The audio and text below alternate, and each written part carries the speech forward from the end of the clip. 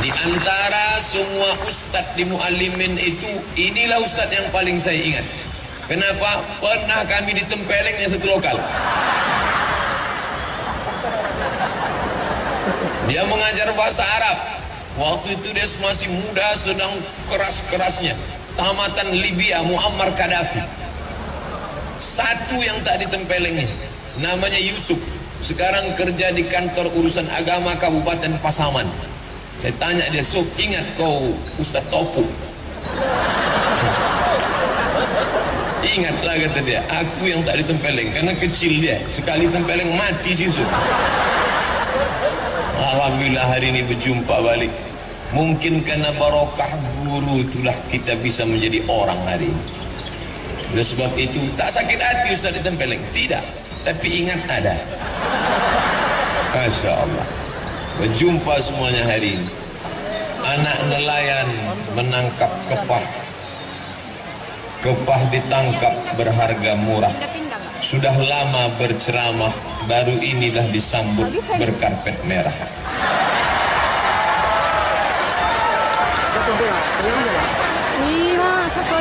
Kepah digulai sangatlah sedap. Digulai dengan sambal tomat. Berjumpa dengan Pak Bupati Pangonal Harahap yang lebih ganteng dari Ustaz Somad. Itu pun pantunnya baru dapat tadi. Tadi Pak Bupati menyebut, katanya kisah mengundang saya ini penuh dengan liku-liku. Sebetulnya itu singkatan saja. Kepanjangannya penuh dengan liku-liku, laki-laki yang tak laku-laku karena luka-luka. Saya diundang oleh Bapak Menteri Pemuda dan Olahraga melalui stafnya. Ustaz Somad, kami staf menteri, kapan Ustaz bisa datang ke Jakarta? Saya jawab, saya penuh sampai Desember 2018. 15 bulan lagi saya tak bisa diundang. Kemarin di Yogyakarta saya diundang di UII, Universitas Islam Indonesia. Lalu datang salah seorang keluarga Pak Jokowi, Presiden. Ustadz, mau kami undang ke Solo, acaranya pembagian 1000 Quran gratis. Nanti Pak Jokowi akan menyerahkan Quran, Ustadz yang ceramah. Saya jawab, insya Allah bisa 2019. Tak bisa. Ketika saya pulang ke rumah, tepatnya jam 5 sore, sampai di rumah badan letih, tak berapa lama terdengarlah suara orang mengetuk pintu. Saya buka pintu, saya tak kenal. Assalamualaikum Ustaz. Waalaikumsalam. Silakan masuk. Dari mana? Kami utusan Bupati Labuhan Batu. Langsung dari Rantau Prapan ini? Iya. Maksudnya mau mengundang Ustaz. Tak mungkin saya jawab 2019. Terbayanglah saya ini orang datang dari Labuhan Batu, Rantau Prapat, masuk ke Riau, sekarang baru datang hanya untuk mengundang. Terbayang saya lagi kalau dia pulang, saya tak datang, akan dihamuk oleh Bupati. Maka waktu itu lama saya berpikir, tunggu saya buka jadwal saya dulu. Saya lihat adalah yang bisa saya datang, tapi saya tak bisa malam karena saya mengajar sampai jam 5 sore. Habis itu baru kita berangkat malam, paginya ceramah. Memang kebetulan acaranya memang kita buat pagi Pak Ustaz. Oh, kalau begitu buatlah hari Rabu, hari Selasa saya selesai mengajar jam 5 sore, jemput saya sore, berangkat kita malam. Lalu istirahatnya kapan? Di mobil itulah kita istirahat. Alhamdulillah tadi malam tertidur, sampai di sini pas azan subuh, sholat subuh, selesai subuh langsung kultum. Kuliah 7 menit, tapi karena sedap jamaah itu bertambah 20 menit.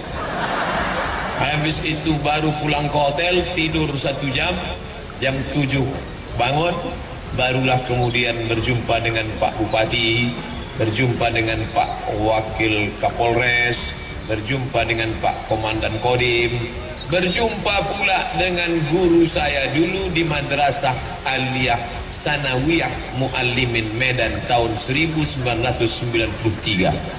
Itulah dia Ustaz Darwis yang sekarang menjadi Ketua Majelis Ulama Indonesia Kabupaten Labuhan Batu. Di antara semua ustaz di Muallimin itu, inilah ustaz yang paling saya ingat. Kenapa? Pernah kami ditempelengnya satu lokal. Dia mengajar bahasa Arab. Waktu itu dia masih muda, sedang keras-kerasnya. Tamatan Libya, Muammar Gaddafi. Satu yang tak ditempelengnya, namanya Yusuf. Sekarang kerja di kantor urusan agama Kabupaten Pasaman. Saya tanya dia, Sof, ingat kau Ustaz Topu? Ingatlah, kata dia, aku yang tak ditempeleng karena kecil dia. Sekali tempeleng mati si Yusuf. Alhamdulillah hari ini berjumpa balik. Mungkin karena barokah guru itulah kita bisa menjadi orang hari ini. Oleh sebab itu tak sakit hati Ustaz ditempeleng, tidak, tapi ingat ada. Masya Allah, berjumpa semuanya hari ini. Lalu kemudian sambutan Kabupaten Labuhan Batu luar biasa. Belum pernah saya berceramah tentara polisi sebanyak ini.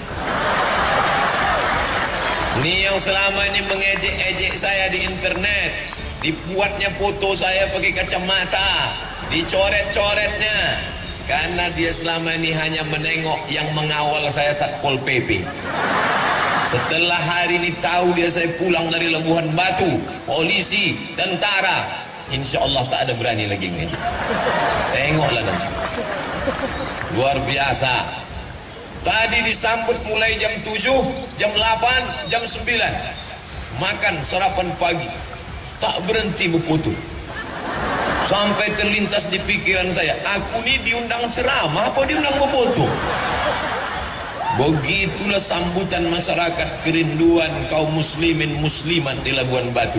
Sampai di dalam bersalaman, disuguhkan pula, didudukkan saya didampingi dua, Pak Bupati, Pak Wakil Bupati. Makanannya, kuehnya, buah-buahannya, macam-macam buah. Cuman sayangnya tak dibuka plastiknya.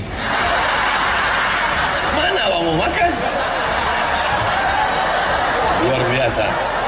Bapak-bapak wakil DPR pula di belakang. Ibu-ibu keluar dari tenda, padahal panas, tapi ternyata cuaca panas tak menghalangi. Kenapa? Hati mereka sejuk. Mudah-mudahan kalau hati ibu sejuk, maka rezeki bertambah. Betul? Kan betul kata bapak. Asal sejuk hati ibu tu, tambahlah pak. Masya Allah, luar biasa. Maka kenapa acara ini terwujud? Karena ada orang yang punya telunjuk. Ini jari ini 5, ada tinggi, ada pendek, ada kurus, ada gemuk. Dia tak sama. Ada yang punya telunjuk. Kalau yang punya telunjuk ini menunjuk, ditunjuknya jalan aspal, jalan aspal, insya Allah berubah jadi aspal besok. Tapi kalau Abdul Somad menunjuk jalan, bertambah lubangnya. Ini telunjuk ni siapa? Ini orang yang punya kekuasaan. Maka yang punya kekuasaan ni mesti orang yang taat beragama sesuai dengan agamanya, tentu agama Islam, agama kita insya Allah. Allahu Akbar. Hanya menunjuk dia ke atas. Bapak-bapak kalau berfoto kan begini, Allahu Akbar. Datang istrinya bertanya, bang, apa artinya bang tadi? Kaulah yang pertama dan terakhir. Waktu tak ada bininya, apa artinya itu pak? Bertambah satu lagi. Anak-anak gadis, jangan kalian berfoto begini. Ini banyak nih yang foto anak-anak gadis nih. Jangan kalian foto begini. Tahu kan artinya apa? Jadikan aku yang kedua. Jangan. Hati-hati. Diajak foto begini. Oh, ini saya ceritakan bukan saya mau menyombong-nyombongkan diri. Na'udzubillah, tidak. Saya hanya mau menyampaikan ke Ustadz Haji Zaharuddin LC bahwa Ustadz tidak gagal mengundang saya. Beliau ketua Ikatan Alumni Al-Azhar dari Kabupaten Labuan Batu. Beliau mau WA saya, SMS saya bilang aku tak bisa datang, bukan karena engkau yang mengundang saudaraku, tapi karena aku tak ingin menghapuskan jadwal-jadwalnya, jadi fitnah nanti. Jangan gara-gara ini rusak hubungan kita sesama Allah, sesama manusia. Tapi rupanya begitulah indahnya, apa namanya, ibu-ibu itu mau foto, minta izin sebentar. Udah, cukup lah itu ya. Hilang pula bahan awak menengok ke belakang. Maka kalau ada orang punya kekuasaan, tolonglah agama ini dengan kekuasaannya. Saya pulang kuliah dari Maroko tahun 2008. Datanglah 3 orang, 1 pensiunan tentara, 1 pensiunan polisi, 1 pensiunan perusahaan minyak. Selesai saya ceramah, dia datang, Ustaz Abdul Somad, apa yang bisa kami lakukan untuk menggoncang? Apa yang mau digoncang? Tangan pun digoncang, udah. Kalau mau menggoncangkan negeri ini, ketika kau masih aktif, ketika ada kekuasaan, tolong agama ini dengan kekuasaan. Allahu Akbar. Tahun 1998 saya dapat beasiswa 100 anak Indonesia lulus berangkat ke Al-Azhar Mesir.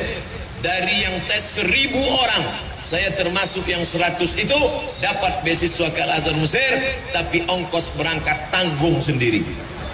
1998 krisis moneter, sebelumnya dolar 2000 meletup menjadi 20.000, duit tak ada. Saya kirimlah proposal ke majelis ulama, ke rumah zakat, badan amil zakat.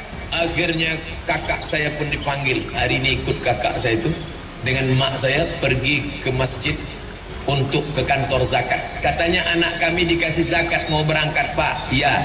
Berapa? Terima aja lah. Dibuka di rumah 200.000. Mau dikirim ke Mesir 200.000, pakai rakit batang pisang lah. Di mana daerahnya ini? Tak boleh disebut nama daerahnya, menjaga kode etik jurnalistik. Cukup ajalah ambil pelajaran. Tapi di Labuhan Batu, ketika kekuasaan ini dipegang oleh orang yang paham, bukan dikasih 200.000, akan diberangkatkan 5 anak Labuan Batu ke Kairo. Oleh sebab itu beruntung betuah saya mendengar kata sambutan tadi bahwa ada anak Labuan Batu yang akan dikirim. Sakit hati saya. Awak dulu sekolah mau mati pak ya, anak Labuan Batu ini enak-enak aja berangkat. Kalau begitu Ustaz Somad ini busuk hati. Bersihkan hati Abdul Somad. Pesan A.A. Gim, jagalah hati, jangan kau nodai, jagalah hati, lentera hidup ini. Dah itu aja lagunya. Maka beruntung betuah kalian anak-anak adik-adikku dari Labuan Batu. Kalian cerdas, kalian akan berangkat. Karena ulama nih kalau tidak dilanjutkan, tuan-tuan guru kita akan pergi meninggalkan kita. Ustadz Zainuddin MZ meninggal, Ustadz Uji meninggal, Habib Munzir Al-Musawa meninggal, Buya Angka meninggal. Tak ada penggantinya sampai hari ini.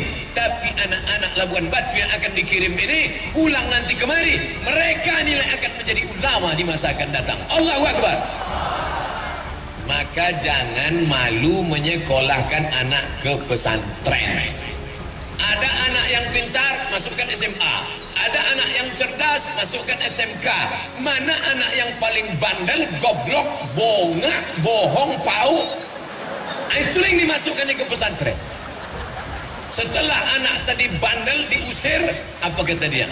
Tengok anakku nih, setelah keluar dari pesantren bandelnya minta ampun. Padahal sebelum masuk pun dia sudah hantu. Keluar dari situ hantu syariah. Saya tadi terkejut. Pagi-pagi tadi datang anak muda, rambutnya panjang tapi bahasa Arab. Assalamualaikum, waalaikumsalam. Kaifa haluk? Bi khair walhamdulillah. Mata wasalta fi shalah. Mungkin na'khudh surah, bisa kita ngambil gambar. Saya tanya, ini siapa? Ini orang tamat Jerman. Bisa pula tamat Jerman bahasa Arab. Rupanya 6 tahun di pesantren Gintung di Banten. Artinya apa? Setelah dia tamat pesantren, silakan dia mau kemana. Dia mau berangkat ke Mesir, silakan. Dia mau berangkat ke Makkah, silakan. Dia mau berangkat ke Jerman, silakan. Tapi basic agama sudah ada. Tapi banyak orang tua tak mampu, maka dibantu dengan program pendidikan agama. Ibu-ibu yang anaknya sudah di pesantren, jangan menengok anak menangis. Ini sengaja pergi ke pesantren bawa tisu, mau menangis menengok anak. Begitu sampai, kuatkan hatimu, jangan menangis. Tak enak di pesantren ini, diam. Kau tidak, ku tampar ujung kau tu nanti. Begitu, kuatkan dia. Si bapak-bapak mengadu sama saya, Ustaz Somad, ya, aku baru menengok anakku ke pesantren, terus menangis biniku, bengkak matanya Pak Ustaz. Kenapa? Di rumah spring bed, tobal, di pesantren tipis, mau nangis. Masuk kami ke dapur Pak Ustaz, di rumah cabai dibelah, bijinya dibuang, digilingkan, kasih gula merah, pedas nak. Sampai di pesantren bukan cuma bijinya, batangnya pun diblender orang tuh Pak Ustaz. Akhirnya saya panggil bini saya itu, Pak Ustaz, ke sini. Lebih baik kau menangis sekarang daripada kau menangis 20 tahun lagi karena dia pecandu narkoba. Lebih baik kau menangis sekarang daripada kau menangis nanti karena dia asik naik Honda, naik motor, pergi ke sana, pergi kemari. Tuh, mati. Bonceng sana, bonceng sini, bonceng sana, bonceng sini, masuk angin, gembong. Alhamdulillah, setelah dia di pesantren, tenang hati saya Pak Ustaz. Maka sejak itu saya nasihati bini saya, berhenti bini saya itu menangis Pak Ustaz. Sekarang tak menangis lagi dia. Selesai masalah, habis itu saya pula menangis Pak Ustaz. Ternyata laki-laki ini pun hatinya lembut ibu. Jangan ibu sangka bapak tu Pak Ustaz, suami saya yang menangis Pak Ustaz.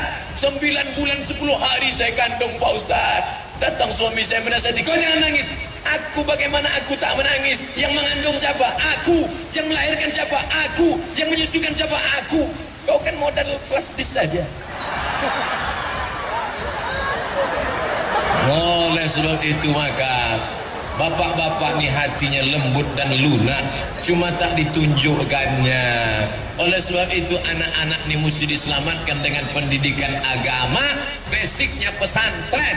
Masalah nanti dia mau kemana, silakan. Di Riau ada satu masjid terbaik se-Indonesia 2015. Namanya Masjid Islamic Center Pasir Pangarayan, Rokan Hulu. Nama imamnya Ustadz Indra Gunawan.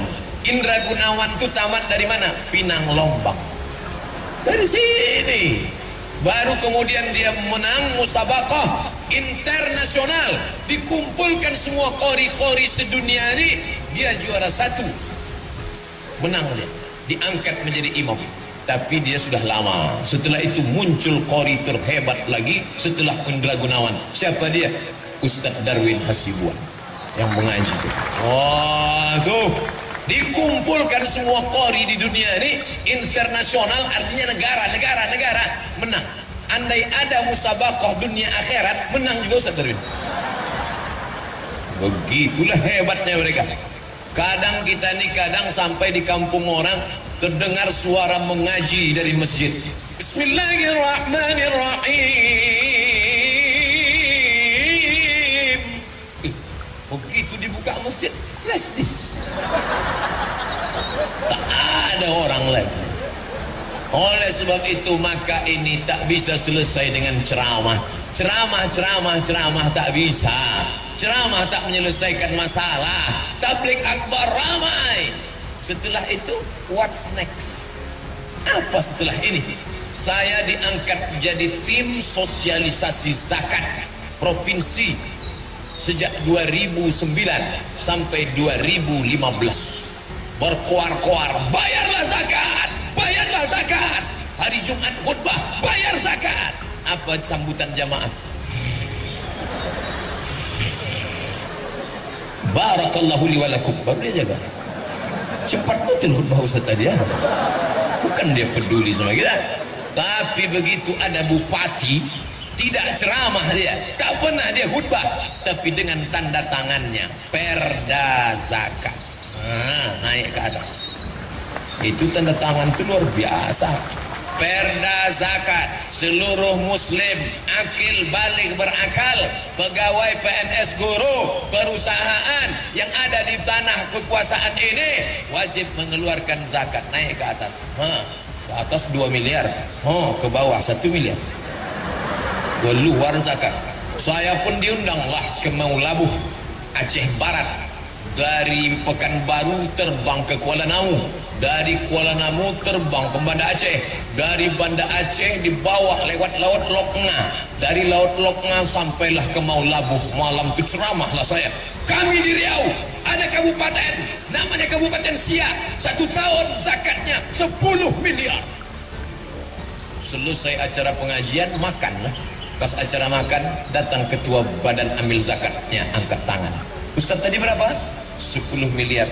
Kami alhamdulillah Pak Ustaz di sini 15 miliar. Kediam saya.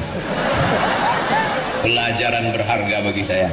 Akan datang sebelum ceramah, tanya dulu. Kalau agak-agak lebih dari 10, diam aja lah.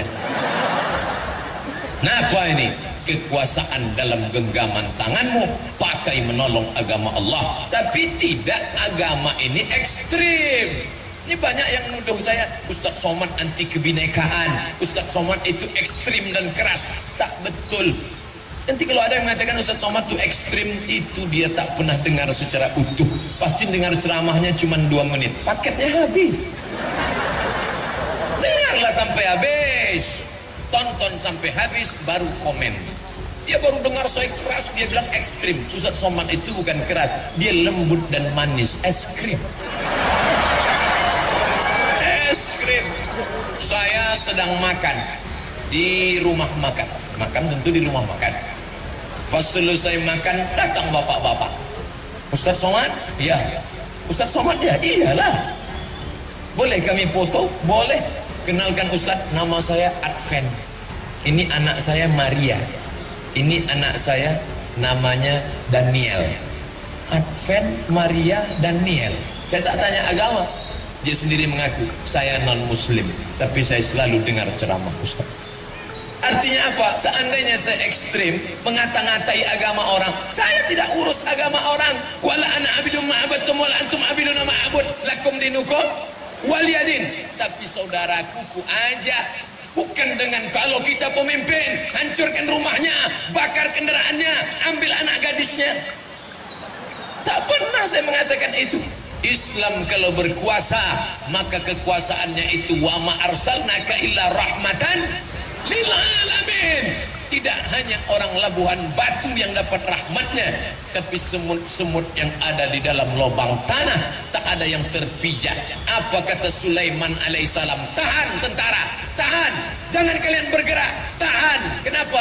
Aku dengar suara semut di dalam lubang tanah, maka tak boleh ada bergerak, nanti semut terinjak-injak. Makanya Nabi Muhammad mengajarkan, la yabulanna ahadukum fil juhri, jangan buang air kecil di lubang tanah.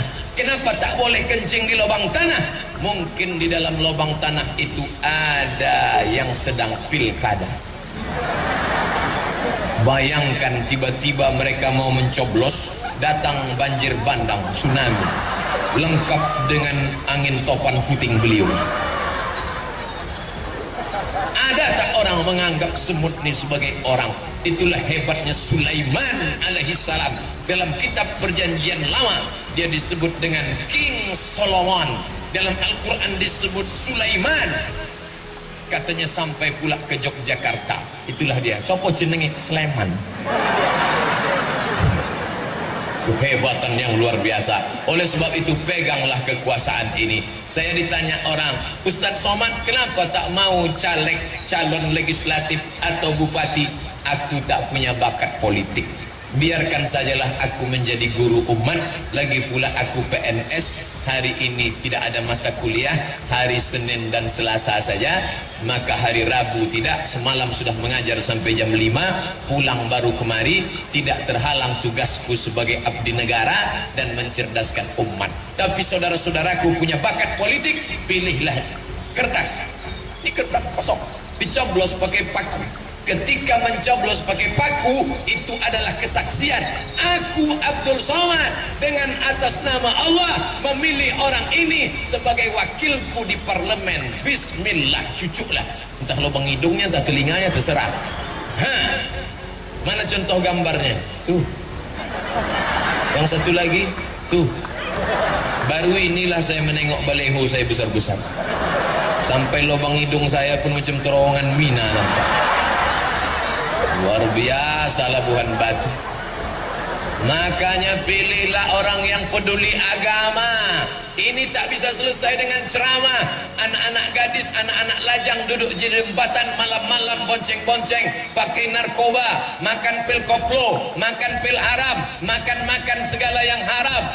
Mana bisa dilarang? Saya pulang ceramah jam 2 malam dari Dumai sampai ke Pekanbaru jam 3, jam 4 hampir subuh. Anak lajang, anak gadis berbonceng-bonceng di atas jembatan. Itu tak bisa dengan ceramah. Tak mungkin saya keluar dari mobil ceramah, Assalamualaikum warahmatullahi wabarakatuh. Mana bisa? Maulah dicampakkan mereka saya ke sungai. Anak-anak geng motor itu macam mana menceramahi dia? Bapak-bapak polisi yang ada pistol besinya, itu ada kerinduan dalam hatinya, ingin melarang orang buat dosa. Kenapa dia tak larang? Tak ada payung hukumnya. Siapa yang buat payung hukumnya? Perda, peraturan daerah. Yang buat perda itu siapa? DPR. DPR-nya siapa yang milih? Kita. Maka kalau umat ini cerdas, setiap masjid mengerti, setiap umat paham. Datang calon anggota legislatif, bawa karpet 2 gulung.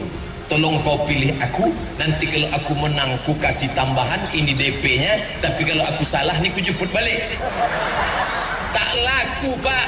Jangan kau bawa karpet, jangan kau bawa kipas angin, jangan kau bawa semen, duit kami banyak. Tapi kalau kau duduk di sana, kau buatkan 3 perda, keluarkan perda zakat, keluarkan perda busana muslimah, keluarkan ke perda pendidikan agama Islam di sekolah umum.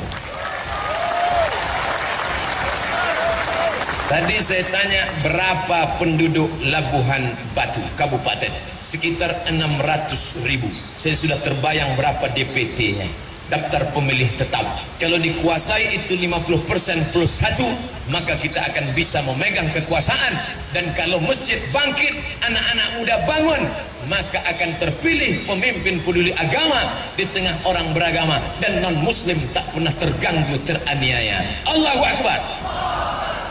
Bapak Ibu yang dimuliakan Allah.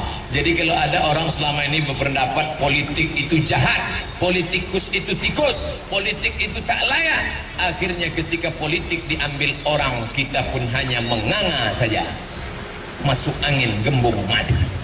Maka tolong agama ini.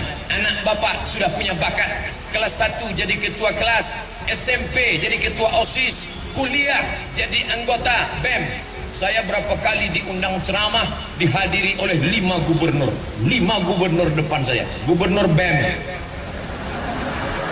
Badan Eksekutif Mahasiswa, Gubernur Fakultas Saintek, Gubernur Fakultas Fekonsos, Gubernur Fakultas Paper-Tapen, Gubernur Fakultas Ekonomi, Gubernur Fakultas Psikologi. Kalian gubernur-gubernur sekarang nanti menjadi gubernur di masa akan datang. Tadi banyak santri-santri, mereka mau jadi apa nanti terserah dia bakatnya. Jangan dikirim semua ke Mesir. Nanti yang mau ke Mesir itu tes pertama bahasa Arab, nahu, sorob, balaghah, ma'ani, mantik, bayan. Mantap bahasa Arabnya, tes dia ceramah, berbunyi apa tidak? Untuk apa ilmunya banyak tak berbunyi? Pas dimajukan ke depan, Assalamualaikum warahmatullahi wabarakatuh.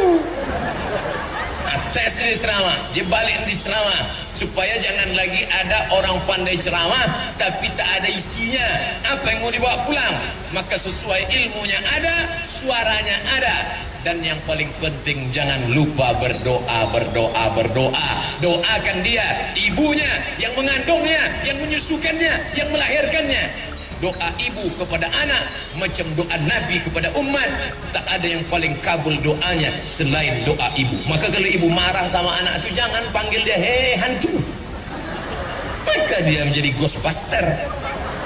Panggil dia dengan doa yang hebat. Hai calon bupati Labuhan Batu, hai calon gubernur Sumatera Utara, kesini kau sebentar nak.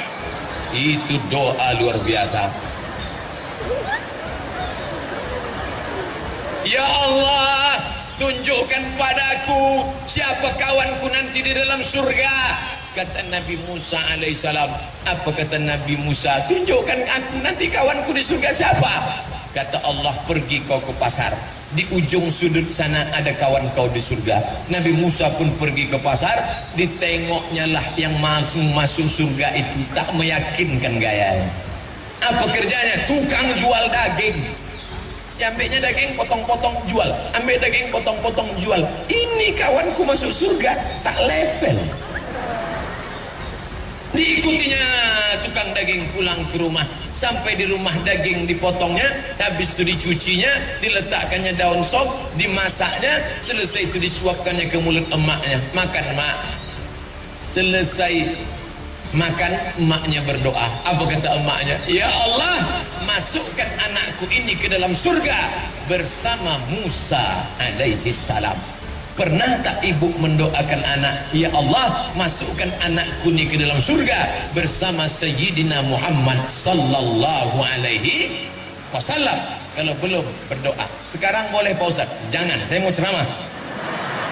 Nanti habis salat zuhur, ya Allah, masukkan anakku ini ke dalam surga bersama Muhammad sallallahu alaihi wasallam. Masalah sekolahnya terserah. Sekolahnya terserah, tapi basicnya sudah pesantren. Anak kau di mana? Pesantren. Kampungan. Anakku lah hebat. Di mana? Islamic boarding school. Orang kita ni mudah ditipu pakai bahasa Inggris. Isinya itu juga. Islamic boarding school, pesantren lah itu. Kau tadi ke Medan naik apa? Dari Jakarta naik Lion. Kau naik apa? Aku naik Lion. Sama lah tuh. Kau tadi sarapan pagi makan apa? Aku makan ayam goreng. Orang kampung. Kau makan apa? Fried chicken. Kualinya sama, minyak jelantah juga. Mau dibohongi dengan kata-kata. Oleh sebab itu maka terserahlah, mau buat SDIT, SMPIT, SMAIT, Islamic Boarding School, terserah. Yang penting nanti setelah itu dia mau jadi apa. Anak ibu dia tidak mau diam, tapi dia mau terbang macam Raja Wali. Biarkan dia terbang sejauh mata memandang, tapi nanti hari petang dia akan pulang karena dia tahu di mana letak sarang. Silakan kau terbang. Anak saya tak bisa terbang Pak Ustaz. Dia hanya diam saja mengeram, berarti dia itik petelur. Maka biarkan dia bertelur. Kenali anak kita baik-baik. Anak saya ini Pak Ustaz kemana-mana bawa martil, masukkan dia fakultas hukum.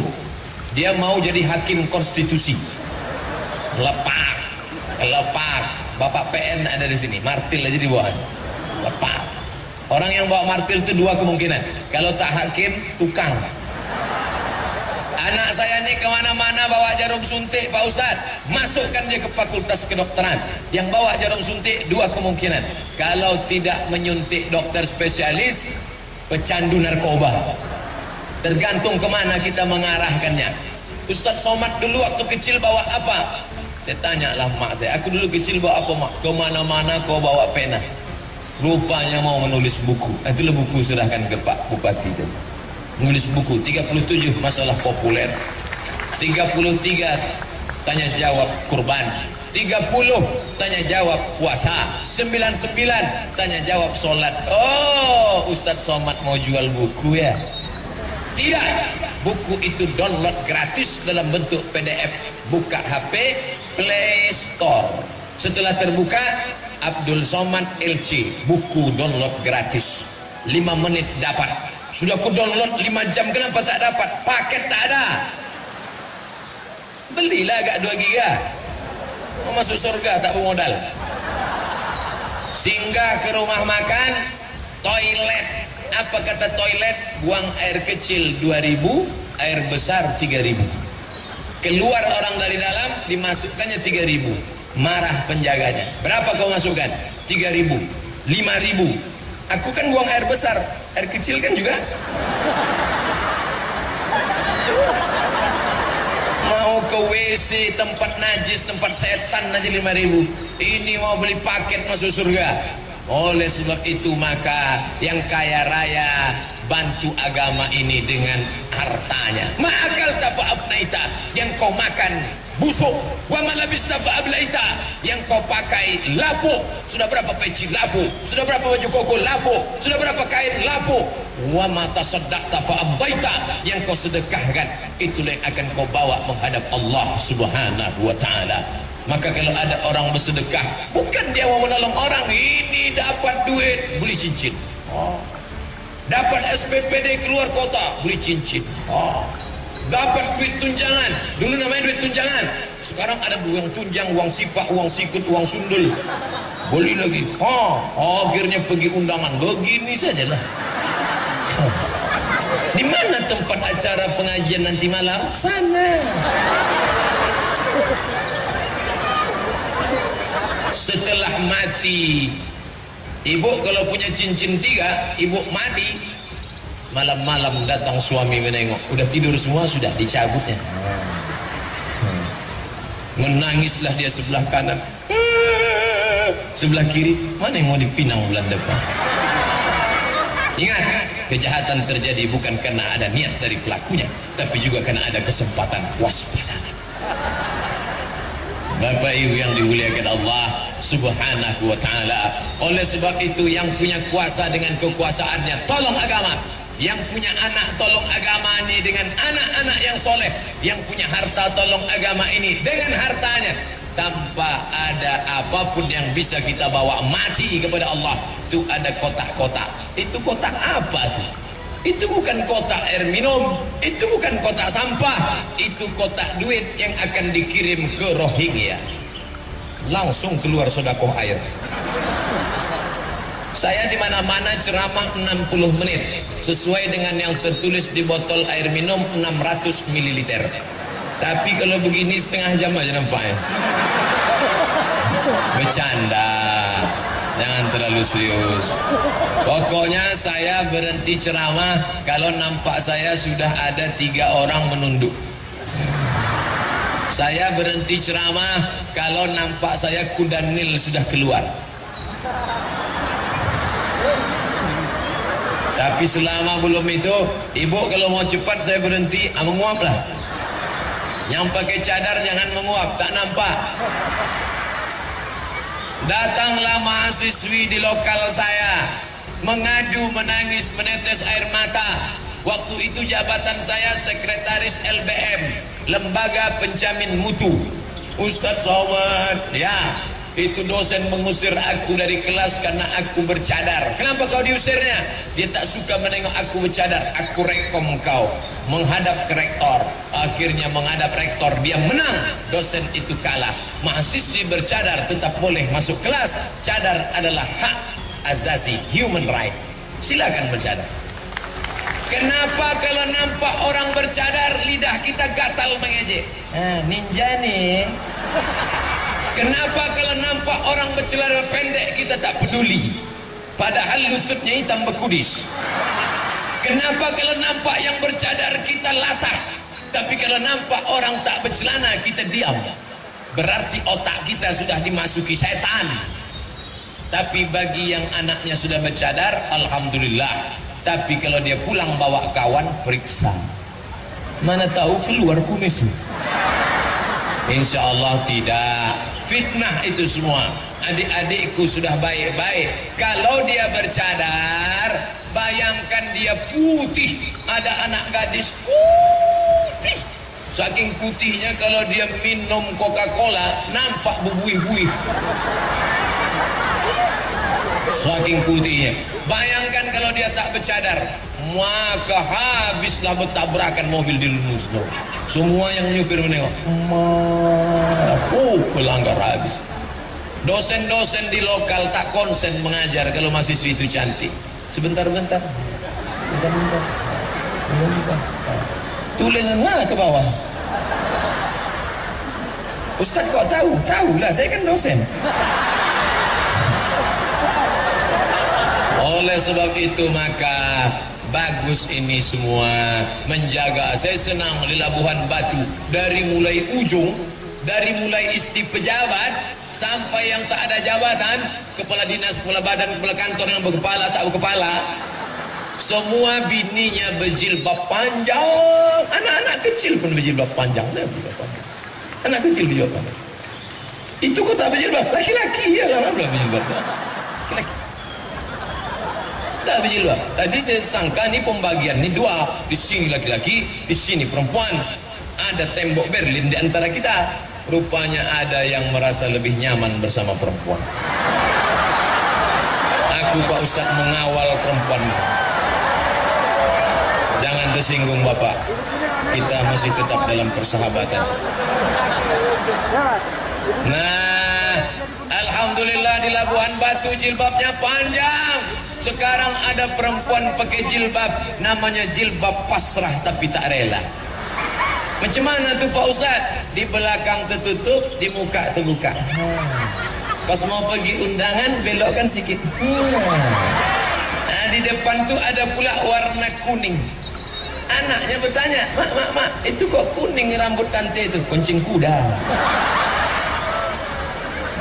Ada pula sekarang perempuan pergi undangan, pakai jilbab sakaratul maut. Kain tuh panjang 2 meter, dililitkan lah. Lilit sini, lilit sini, lilit sini, lilit sini. Lilitan terakhir di leher.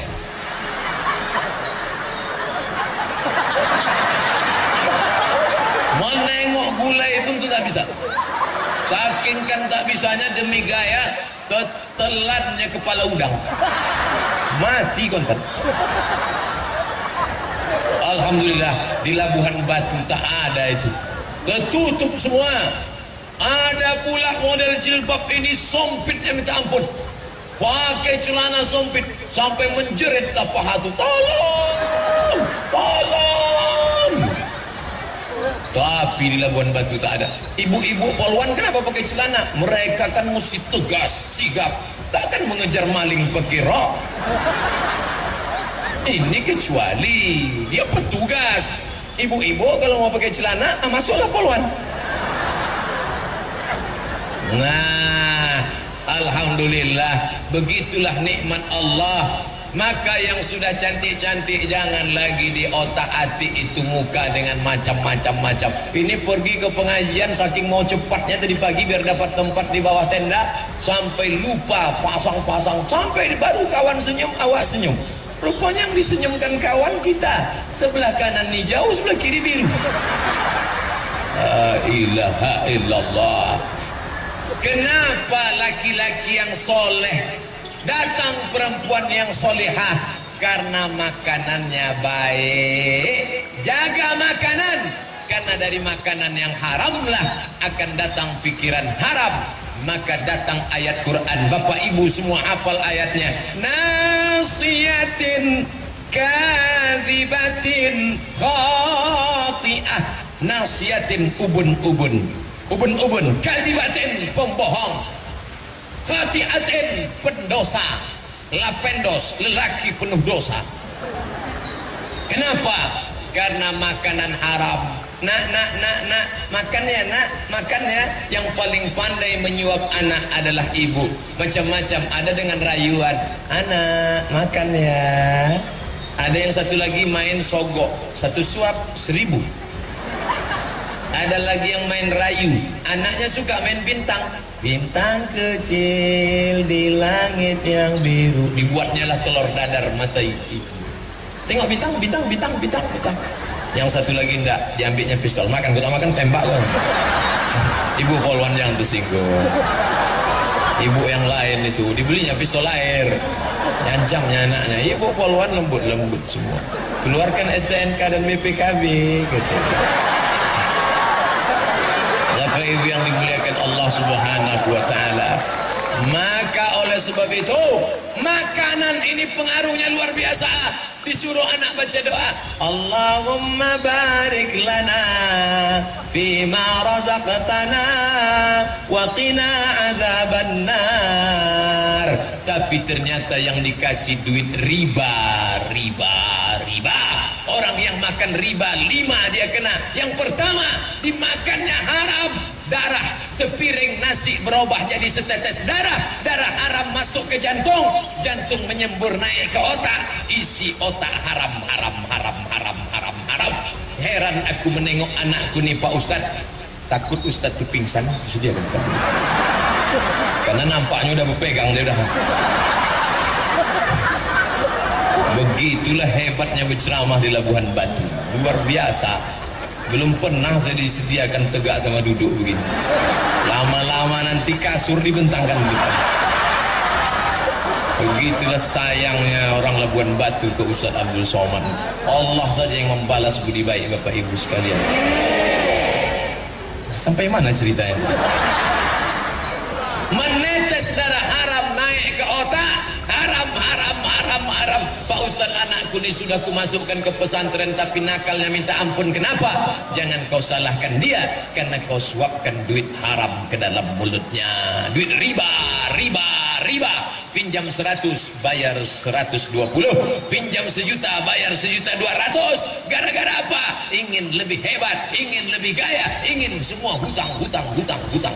Satu-satunya yang lunas di rumahnya itu bininya saja. Aku terima nikahnya dengan mahar seperangkat alat sholat dan kitab suci Al-Quran tunai. Andai itu boleh tak tunai, aku terima nikahnya dengan mahar seperangkat alat sholat kitab suci Al-Quran kredit. Riba. Jangan sampai kau makan riba. Yang kedua, alladzina ya'kuluna riba. Orang yang makan riba la yaqumuna illa kama yaqumul ladzi yatakhabbathu syaitanu minal mas. Bangkit dari kubur macam orang kerasukan setan. Makan riba. Nanti kalau kita bangkit dari kubur nampak kawan macam kerasukan setan. Kau makan riba dulu ya. Rupanya dia menunjuk kita, kau lebih parah pula dari aku lagi gitu. Sesama makan riba dilarang saling mengejek. Yang ketiga, duit riba disedekahkannya. Sedekah. Innallaha thayyibun la yaqbalu illa thayyiban. Allah tak menerima yang baik. Allah menerima yang baik, tak menerima yang tak baik. Anfiqu, bersedekahlah. Anfiqu, berinfaklah. Anfiqu, berwakaflah. Min thayyibat, yang baik-baik saja. Yang keempat, dibawa duit riba tadi ke Makkah. Labbaik Allahumma labbaik. Labbaik la syarika lak labbaik. Labbaik Allahumma labbaik. Labbaik la syarika lak labbaik. Itu kalau pembimbingnya dari Medan. Lagunya metal. Labbaik Allahumma labbaik. Datang pembimbing dari Jawa. Labbaik Allahumma labbaik.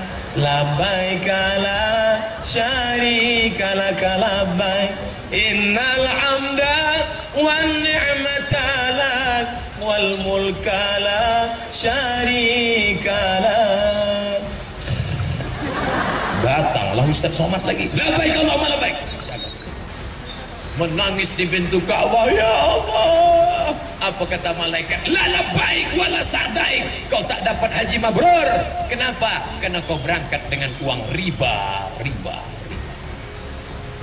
Heran saya tengok Pak Haji itu Pak Ustaz. Kenapa? Dulu waktu sebelum berangkat bercelana pendek dia. Setelah haji ini tak bercelana sama sekali. Gara-gara apa? Gara-gara makan haram, duit haram. Inilah yang disinggung Allah Ta'ala. Wa yahsabuna annahum yuhsinuna sun'a. Mereka menyangka sedang berbuat baik, padahal mereka tidak berbuat baik. Saya paham. Saya yang pakai atap ini saja panas, apalagi ibu yang tak beratap. Tapi nanti di padang mahsyar jauh lebih panas. Ibu-ibu yang tak beratap pahalanya 2 kali lipat daripada yang beratap. Kalau memang Ustaz mau begitu, keluarlah Ustaz, kita jangan. Yang merasa panas, dia tak tahan lagi, jangan sampai pingsan. Sudah disiapkan BNPT, Badan Nasional Penanggulangan Kepanasan.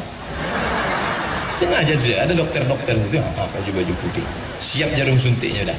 Siapa yang mau suntik gratis masuklah. Bapak Ibu yang dimuliakan Allah Subhanahu wa taala, yang haram-haram ini tadi kawan saya SMS pas sedang makan bersama Pak Bupati. Somad, ya. Di mana sekarang? Aku sedang berada di sebuah tempat. Di mana tempatnya? Tempatnya tak jauh daripada engkau. Kau di Medan sekarang kan? Iya. Aku sedang berada di Labuhan Batu. Acara apa? Acara pengajian. Kampung halamanku itu. Ya. Kau mesti balik ke kampung halaman. Untuk apa? Memperingatkan pada penduduk negeri supaya takut kepada Allah Subhanahu wa taala. Dan sekarang orang tak mau balik kampung. Kenapa? Tak ada perhatian, susah, melarat, tak ada modal dan lain sebagainya. Ini semua akan tertolong kalau ada kerjasama antar golongan penguasa. Sudah, Ustadz pakai tangan kiri boleh, penguasa sudah. Siapa lagi? Anak muda. Ini anak muda nih. Kenapa selalu anak muda digambarkan jari? Karena anak muda suka pakai perhiasan. Tengoklah pemasangan cincin, mempelai laki-laki kepada mempelai perempuan, kan di sini. Mana pernah di sini? Ya, anak-anak muda mesti dijaga. Saya bangga betul tuh anak-anak muda semua. Anak muda. Anak muda mau pengajian. Saya pernah datang ke masjid pengajian, isinya 7 tahun ke bawah, 70 ke atas. Yang 7 ke bawah tuh ribut seribut-ributnya, yang 70 ke atas tuh diam sediam-diam. Sekali-sekali batuk. Saya tanya, ini anak mudanya mana? Pak pengurus, ya mana anak muda? Sudah habis diambil warnet Pak Ustaz. 5 yang menarik anak muda: Twitter, BBM, WhatsApp, Instagram, YouTube. Kalau dia dipakai kepada setan, tapi aneh bin ajaib, orang barat ingin merusak kepala anak muda dengan 5: Twitter, BBM, WhatsApp, Facebook, Instagram. Tapi justru anak muda ini mengenal saya dari yang 5. Saya sedang makan sate di Jalan Sudirman, Pekanbaru. Tiba-tiba datang anak, rambutnya atas berambut, samping gundul, pakai anting, celananya sobek. Ditengoknya terus saya. Dalam hati saya, ini PKI nampaknya. Saya tenang aja makan. Ini kalau macam-macam sikat juga nanti den. Tiba-tiba dia datang, senyum, disalaminya saya. Ustaz, aku selalu menonton Ustaz di YouTube. Ternyata casingnya metal, isinya iman. Lebih baik anak metal isinya iman daripada casing koko isi setan. Luar biasa anak-anak muda sekarang. Maka anak muda yang sudah mau mengaji, lanjutkan. Kalianlah harapan masa depan. Kepada Bapak Ibu, besok hadir ke masjid, ada acara pelatihan sholat jenazah. Yang hadir orang-orang tua. Untuk apa? Orang tua tak perlu ikut, karena dia yang mau dimandikan nanti. Yang hadir tuh anak-anak muda. Karena kalau Abdul Somad mati, yang paling bagus memandikannya adalah anak kita. Ibu memandikan anak berapa kali satu hari? Mandi pagi, mandi siang, mandi malam, mandi, mencret, mandi, kencing, mandi, main paret, mandi, makan coklat hitam mulutnya, mandi, cium, mandi. Satu kali mandi 3 kali setahun, 360 kali 3, 1000 kali setahun. 5 tahun umur anak, ibu mandikan dia 5000 kali. Ibu minta mandi sama dia sekali saja, mandi jenazah. Ibu yang memandikan ibu adalah anak ibu nanti. Bayangkan ibu-ibu yang sombong, yang angkuh, tak pernah mau bersilaturahim, tegur sapa tetangga, mati anaknya tak pandai, datang orang memandikan yang selama ini sakit hati. Kaulah yang sombong dulu kan, diambilnya semprot dorsmir.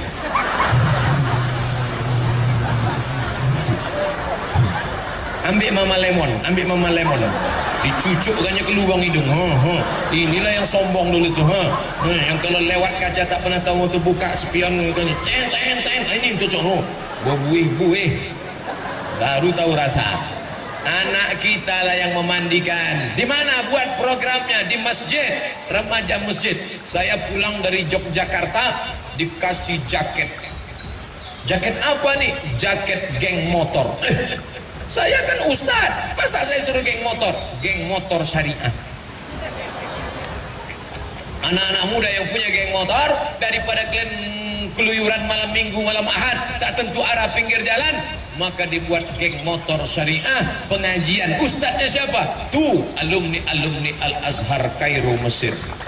Alumni Al-Azhar begitu banyak. Tadi kami berkeliling, panggil mereka, Ustadz Zaharuddin, Ustadz Fulan, Ustadz Fulan, tolong bimbing kami Pak Ustadz. Kenapa Ustadz Somad siang ini semangat berceramah?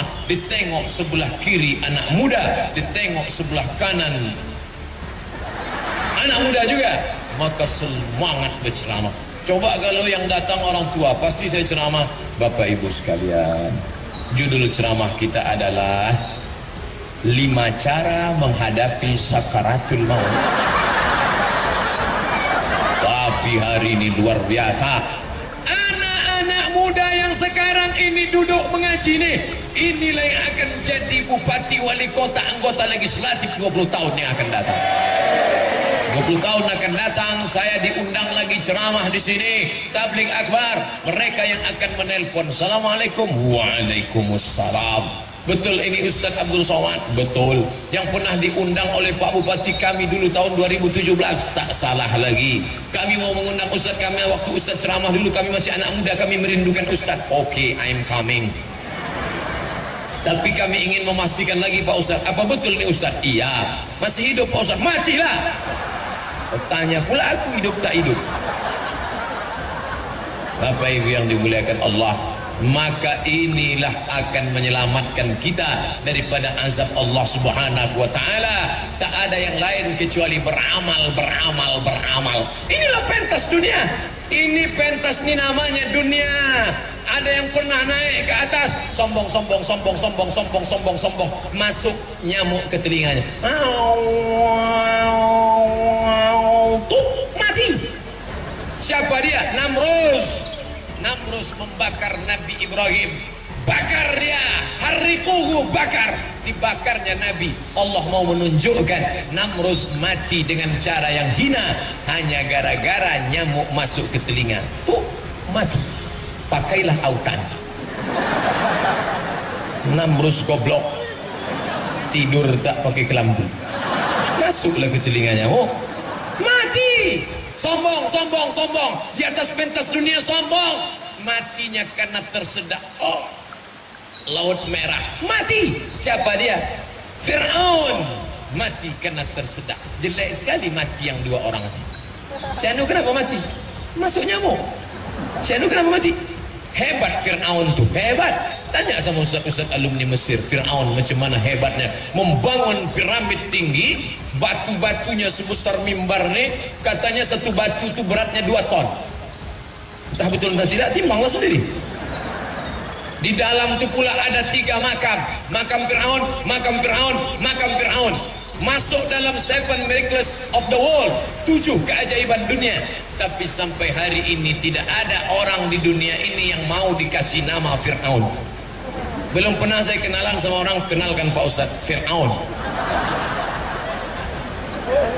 Masukkan anak Anda ke sekolah kepemimpinan, SMP, SMA, Fir'aun. Nama itu dibenci oleh orang. Tapi hari ini dia mati semua. Ini panggung dunia. Dari dalam tanah naik ke atas tanah, ceramah, mati. Dari dalam tanah naik ke atas tanah, tanda tangan, mati. Dari dalam tanah naik ke atas tanah, razia, mati. Dari dalam tanah naik ke atas tanah, warung kopi, ngobrol, minum, main, mati. Duduk di warung kopi. Hayya 'alas shalah.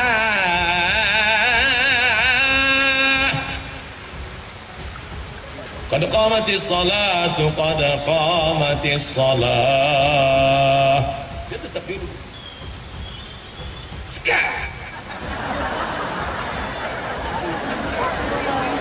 orang sudah berdoa di masjid, wa taubatan qablal maut wa rahmatan indal maut wa maghfiratan ba'dal maut. Kelepak balaknya. Waktu sakratul maut baru ditunjukkan Allah. Dibuka atap rumah, tak juga mati. Dibisikkan ke telinga, la ilaha illallah, menggeleng. La ilaha illallah, menggeleng. Untung ada kawan satu yang pandai, dibukanya HP, ditunjukkannya. Hah? Pas nampak HP baru lama, apa kau tunjukkan tadi? Ini kau tunjuk. Ah, bala 6. Pas ini, bala 6. Ini kan? Iya. Mati kata. Apa yang selalu kita tengok, apa yang selalu kita pandang, apa yang selalu kita dengar, itulah yang akan datang ketika kita akan mati tadi. Tadi Pak Kepala Kantor Kementerian Agama ada menyebut persulukan. Maka saya tanya Pak Bupati, ada rumah suluk di sini? Banyak. Suluk itu apa? Tempat orang latihan berzikir. Siapa yang membimbingnya? Mursyid Tarekat Naqsyabandiyah. Induknya di mana? Besilam.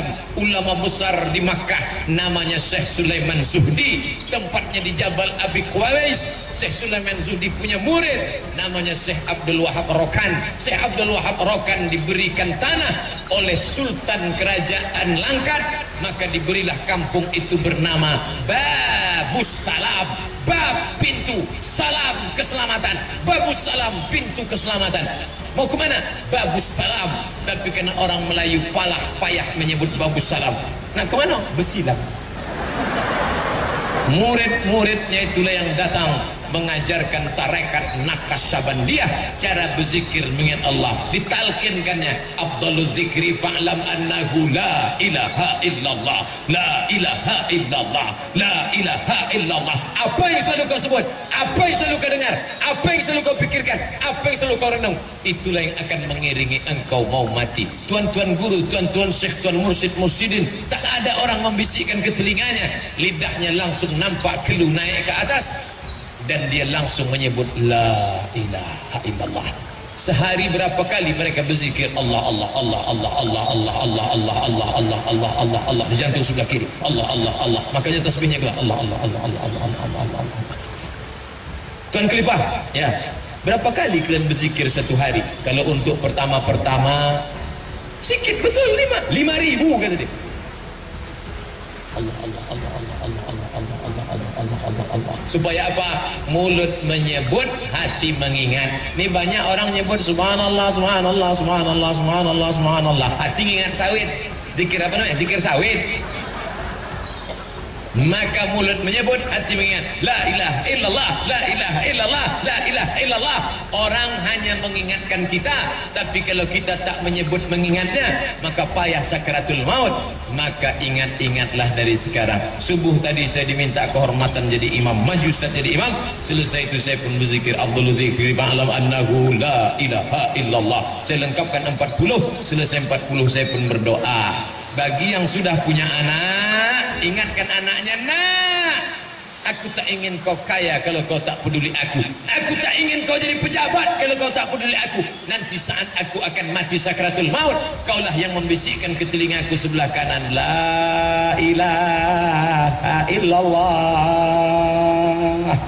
Sekarang banyak anak-anak tak tahu apa yang perlu dia lakukan waktu ayahnya sakratul maut. Ditengoknya ayahnya tak mati-mati, diambilnya tustel, dipotonya. Ayahku sedang sakratul maut.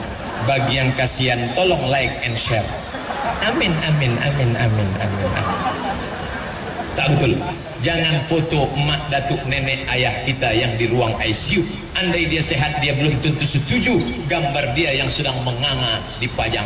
Jangan-jangan ada yang nakal, diambilnya foto menganga, diambilnya foto Fir'aun. Sebutkan 6 perbedaan. Bapak Ibu yang dimuliakan Allah, saya belum punya anak Pak Ustaz, anak belum ada. Sampaikan ke istri, istriku, bila kau nampak nanti aku mau mati sakratul maut, tolong kau bisikkan ke telingaku, la ilaha illallah. Sekarang bang, nantilah, mau cepat aja dia kita mati. Bagi yang tak ada keluarga, maka sahabat, kerabat, tetangga ini semua diajarkan satu orang saja, jangan ramai-ramai. La ilaha illallah. Kalau sudah nampak lidahnya bergerak, suaranya tak ada, diam, jangan ganggu dia. Tapi kalau lidahnya nampak bergerak meracau, berapa harga karet sekarang? Jangan lagi kau pikirkan Pak, dunia itu semua Pak. La ilaha illallah. Makanya kita diajarkan la ilaha illallah Muhammadur Rasulullah. Alaiha nahya, dengan itu kita hidup. Wa alaiha namut, dengan itu kita mati.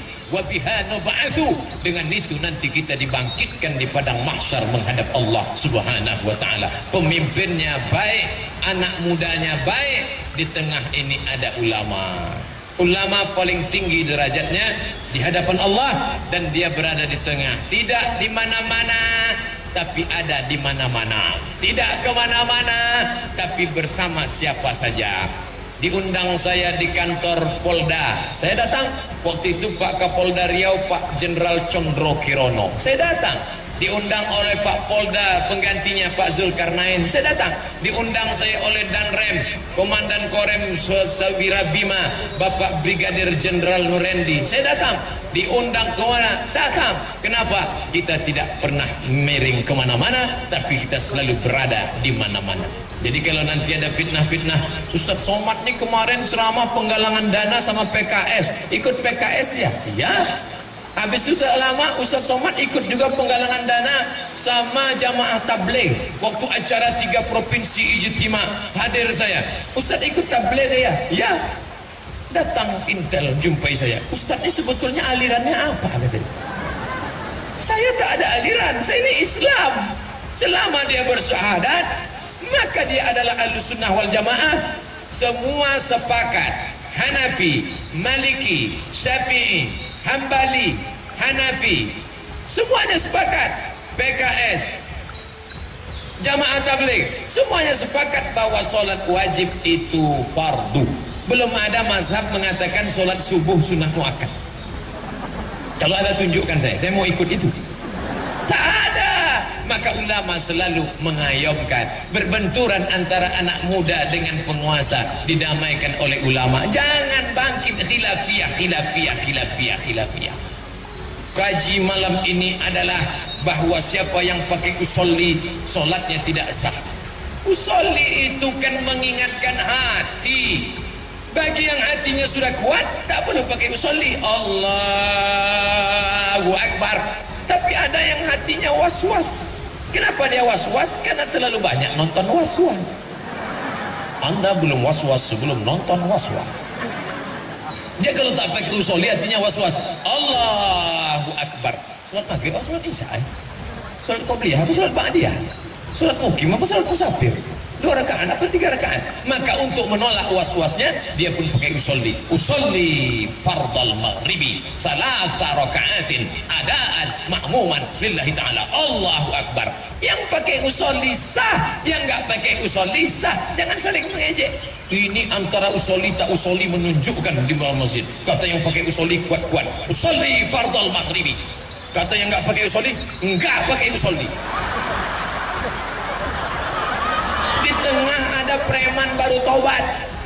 Preman baru tobat, nengok. Kacau nih kata dia. Kami dulu sebelum ke masjid jamaah kami tak ada berkelahi begini. Kami memang tak ramai kata dia. Tapi kami solid 4 orang. 1, 2, 3, 4. Jamaah gaplek. 1 sakit. Oh yang 3 nih datang bawa jeruk. Mudah-mudahan cepat sehat ya. Udah lama kita tak main. Ini jamaah solat kok berkelahi. Tak usah hiraukan. Yang pakai usolli sah, yang enggak pakai usolli sah. Kata mazhab Syafi'i, pakai usolli itu mustahab, dianjurkan, menguatkan hati. Kata Maliki, Hanafi, Hambali, pakai usolli itu bid'ah, illa kecuali lidaf'il waswasah, untuk menolak waswasah. Nanti ketika bertinju antara usolli tak pakai usolli mau bertinju, siapa yang mendamaikan? Masuk Pak polisi. Kenapa nih? Gara-gara usolli Pak, yang pakai usolli sah menurut mazhab Syafi'i hukumnya mustahab, yang nggak pakai usolli sah karena hatinya sudah kuat, jangan kalian berkelahi. Adapun yang pakai usolli untuk menolak waswasah nggak apa-apa. Melohok jamaah. Pak polisi kok tahu? Baru ngaji siang tadi. Makanya ada namanya di dalam dunia kepolisian itu adalah manajemen konflik. Sekarang Pak polisi, Pak tentara perlu tahu tentang konflik umat beragama, bukan antara Kristen dengan Islam, antara sesama elemen Islam di dalam berbentur-benturan. Siapa yang mendamaikannya? Ulama. Tapi bapak-bapak juga yang ngaji paham berkelahi antara yang pakai bismillah jahar dengan bismillah sir. Yang satu jahar, Allahu Akbar, Bismillahirrahmanirrahim. Yang satu enggak pakai bismillah, Allahu Akbar. Alhamdulillahi Rabbil Alamin Ar-Rahmanir-Rahim. Berkelahi antara bismillah jahar dengan bismillah silent. Tidak masalah. Ketika mereka sudah mau berkelahi, mau bertinju, datang bapak tentara menangkap. Jangan kelahi, NKRI harga mati. Kenapa ente kelahi? Ini masalah bismillah, kan ada 3 mazhab.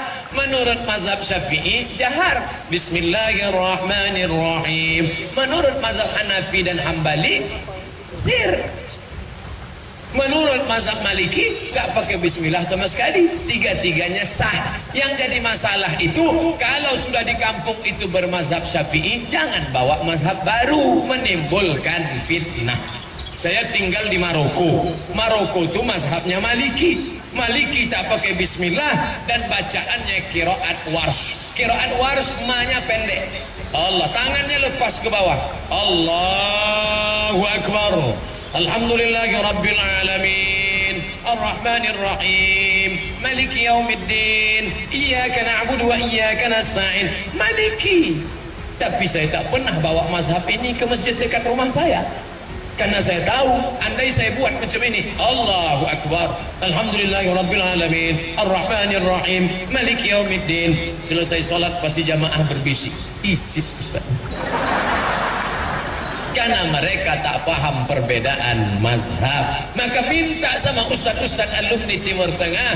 Ada Buya Taman dari Libya, lama di Makkah. Ada ustaz kita dari Al-Azhar, Ustaz Maratua, Ustaz Darwis, Ustaz hadirkan Ustaz Zahrudin. Ustaz, tolong sampaikan ke kami 4 perbandingan mazhab. Yang paling tua Hanafi, nomor 2 Maliki, nomor 3 Syafi'i, nomor 4 Hambali, sehingga tak lagi menjadi masalah. Aku sebenarnya sudah lama mau sholat di masjid itu. Kenapa kau tak datang? Terganggu mataku sholat di situ. Kenapa mata terganggu? Telunjuk bergerak-gerak. 3 jari ditekuk, 1 jari di ujung jari tengah bulat, ujungnya turun ke bawah, diangkat pada lafaz Allah. Dalam mazhab Syafi'i, at-tahiyatul mubarakatuh salawatut thayyibatulillah, assalamu alayka ayuhan nabi wa rahmatullahi wa barakatuh, wassalamu alayna wa ala ibadillahi salihin, asyhadu an la ilaha illallah. Itu mazhab Syafi'i, sampai habis tak turun. Sedangkan Hanafi angkat sekali, turun sekali, angkat la, asyhadu an la ilaha illallah. Itu Hanafi. Sedangkan Hambali setiap lafaz Allah diangkat, at-tahiyatul barakatuh salawatut thayyibatulillah, assalamu alayka ayuhan nabi wa rahmatullah, assalamu alayna wa ala ibadillah, asyhadu an la ilaha illallah, asyhadu anna muhammadar rasulullah. Sedangkan Maliki dari awal sampai akhir bergerak, at-tahiyatul barakatuh salawatut thayyibatulillah. Tak usah dipermasalahkan.